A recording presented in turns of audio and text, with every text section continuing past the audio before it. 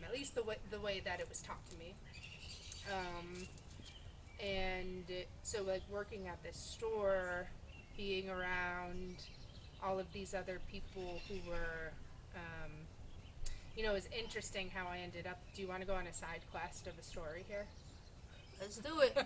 Let's do it. What do you think? Let's do it. All right. Do it. Do it. Because I think this is a good example of how, like, the universe gives you what you need in ways you don't expect. Okay. I was living in New York City. I was working at a bike shop, bicycles. Over the summer, I made great money. So by the time the bike shop closed for the winter because it was too cold, I would have, like, enough money saved up to, like, go a couple months. So it was like the end of winter. I was running out of money. I really needed a job. And one of the mechanics at the bike shop was like, "Oh, my roommate is a manager at the sex toy store." Okay. Now, Mar, like, I couldn't even go into the store. Like, I had a girlfriend before this at this point, and a friend of mine was like, "Oh, go get her something from Babeland," and I'm like, "I can't go in there. I can't go in there." Babeland is crazy. But so there's this store I'm too nervous to even go into, but I really needed money to, like, make rent. And so the bike mechanic was like, "If you can sell bikes, you can sell vibrators." And with a friend of mine, a few friends, we put out an erotica zine. So they're like, "You have the erotica zine, you have the sales experience, like, you could definitely get a job there." Is that like a magazine? Like a little, like paper chapbook type thing, like you do with poetry. It's like poetry, short stories, all erotic, kind of silly. So I go to this interview. I was like, "There's no way they're going to hire me. They're going to see right through." I was so nervous. Yeah. I got the job.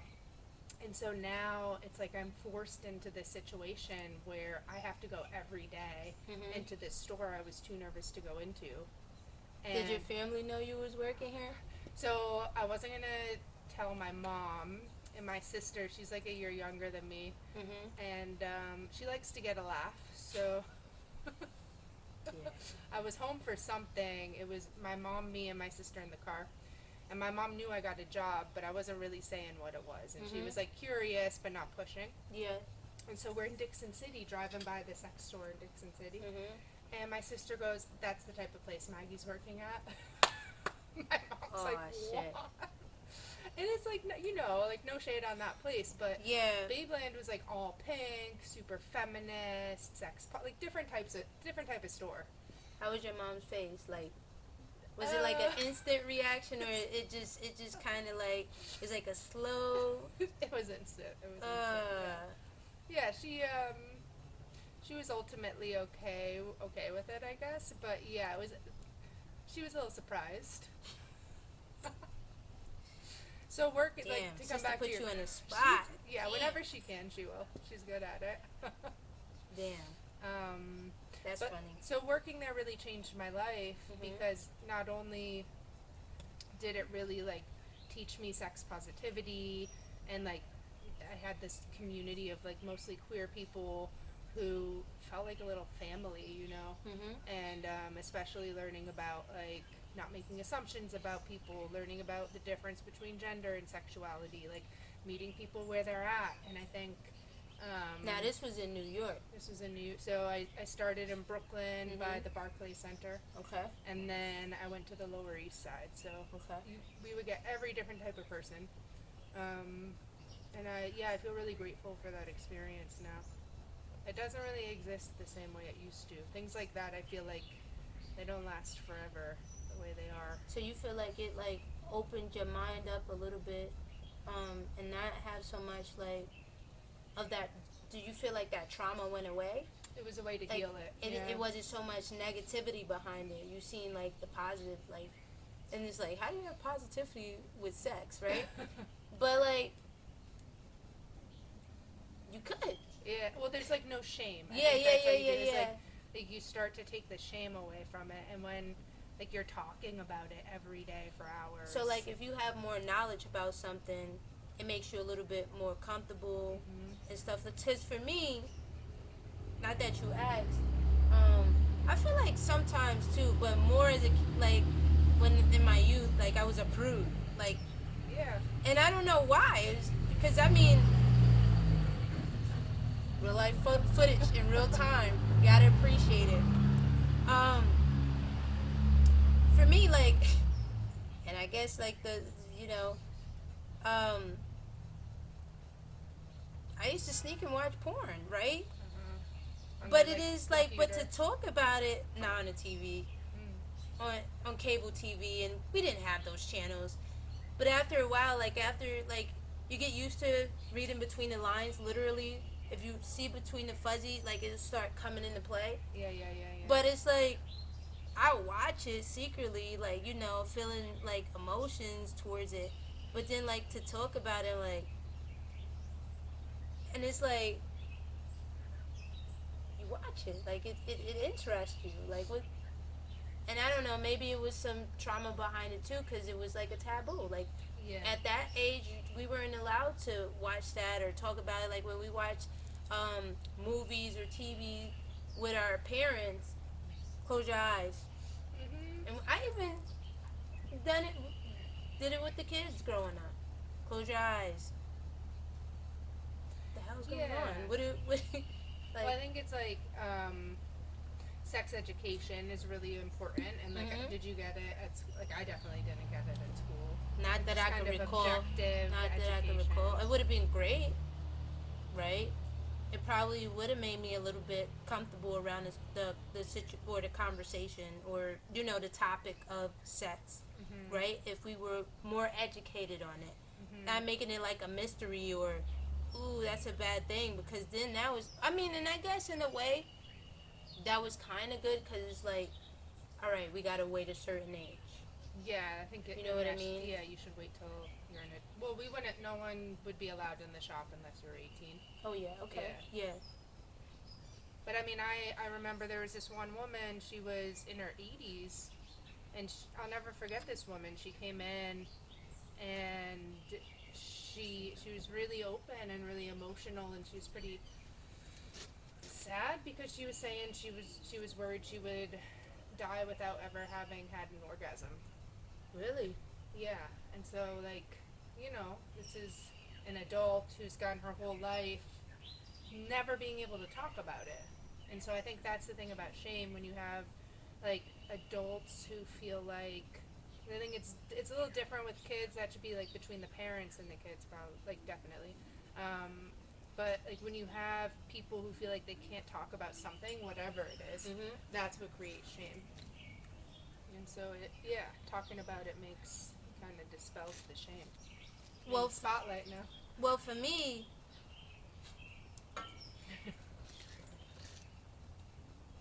I'm just thinking about what it was, the 30-year-old. My hymen, because we talking about real life shit. Let's make sure this shit is still recording, right?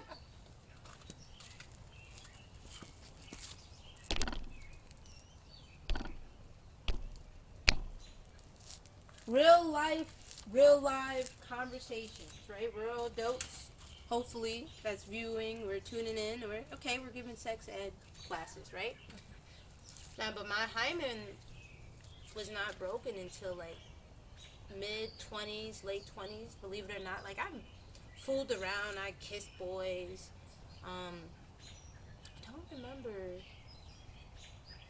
I don't think I was kissing girls at that age. I was just fooling around. But I kissed boys. We fooled around. They thought they were doing something. I wasn't ready. But when I was ready with a guy, because I, I messed around with girls probably more than guys. I don't know. Apparently, I was a little whore back then. I don't know. Apparently. But, I was, 2-timing, 3-timing, 4-timing. And, but yeah, no. That's a real life story. It was 40-year-old virgin. I didn't lower his age. But, yeah, my hymen wasn't broken until my, mid-20s, late 20s. Believe it or not. And when I was ready, I was ready. So, yeah. I think that's the thing, is like everyone's story is different, but we get fed the same story over and over again through the media and like movies and like even books to a certain extent. Is like like we only see one way of being, Mhm. but that I don't think that's accurate. It's like everyone's different. Well, nowadays sex is everywhere. That's Back true. then it was like on the hush hush. Like you knew about it. That's just like being gay and or mental health, right? Like there was certain things that you just couldn't talk about, like, which is crazy to me. Like, cause I feel like we was lied to Yeah. in a way. Like, I mean, I don't know about, like, what do you like? It makes me think right off the bat of how, the old school thing some like people in the boomer generation do, where it's like if you have a girlfriend, they'll call your partner your friend. Yeah. I fucking hate that. I hate that too. I hate that. I hate that. And I think that's an example of it, where it's like you're not calling the thing what it is. Yeah. You're calling You're it still something ignoring else. it. You're still ignoring sweeping it under the rug, and it still happens today. From mostly from older people though, or do you Yeah. get it from younger people too? I'm gonna have to keep a track on it, but I think you might be right. Because I think that was you might the be norm right. back in the day. Like you would never. It would almost be insulting to say that. Yeah. But Yeah. why? But I want to be like, no, do you get what I'm saying? Like, she is my friend, yeah, but that's my girlfriend. And it's like, say it. Say it. This world is weird. This world is super, super weird. But yeah, I think it's getting more open too. Like you mentioned, mental health too. Like people are more open about like talking about mental health stuff than ever before, and I think it all kind of makes the world a little bit better, or at least it makes us more able to be who we are and claim it. Probably makes people a lot more safer and support it. Because now they know that they're not alone. And for those of you that don't know and never heard my story, my poetry focuses on mental health, trauma, big advocate for individuals who have a voice and they don't know how to use it. So yeah, thank you for mentioning that. It's important. It's important. I think we kind of talked a little bit. I feel like it. Your first hate. Oh wow. What popped into my head is really funny. Maybe I should just say it. It's gonna seem really sappy.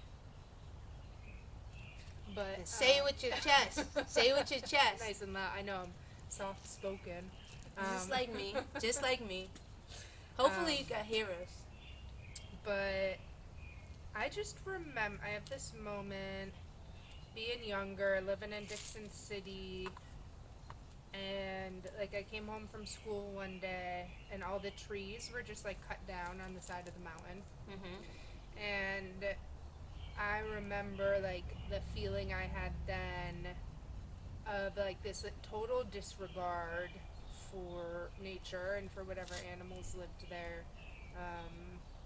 And yeah, I'm like a big environmental advocate. Like a lot of my writing focuses on how humans and nature are integrated or separated, or how we exploit or take advantage of nature. That was actually what I studied in school, was environmental studies. So like my first hate was like, I just felt like so wrong. Like, why are we destroying the place we live? Like, we're just destroying beauty. And it's more complicated than that, right? It's like as we get older and we learn more, we can see that. But in a lot of ways, it's not that complicated either. It's like we could do so much better. Yeah. And we're just, it's not like we're not doing it. It's like we're intentionally made to be unable to do anything about it. Like you could see it with the data centers happening down in Archibald. You know about it. No. They want to build like 52 Walmart-sized data centers right by people's houses, right by a high school. Wow. And they've already torn down so people lived in this place. They had like woods behind their house. Now it's tore down trees. It's not even approved yet. They just tore all the trees down. And they're trying to push through these data centers that are just gonna like destroy people's livelihoods.